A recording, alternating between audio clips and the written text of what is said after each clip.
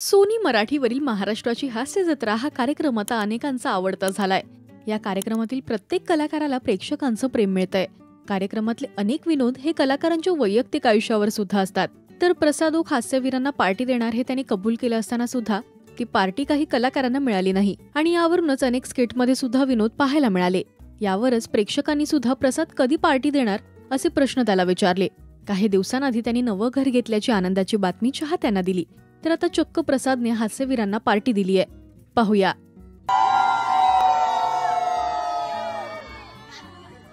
प्रसाद ओकने आजपर्यंत 100 वेळा आम्हाला सांगितलं की घ्या पार्टी, पण आम्ही घेत नाही आहोत, कारण घेतली की पंचच संपले, विनोदच संपले। आम्हाला जास्त गरजेचे विनोद आहेत, पार्टी नाही आहे, आम्हाला मिळतं की घरी।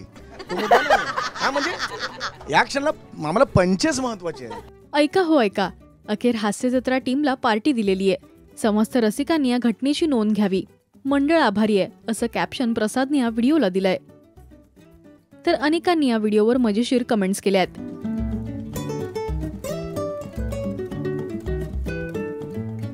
त्याच्या नव्या घराला भेट देत कलाकारांनी सुद्धा आनंद व्यक्त केलाय।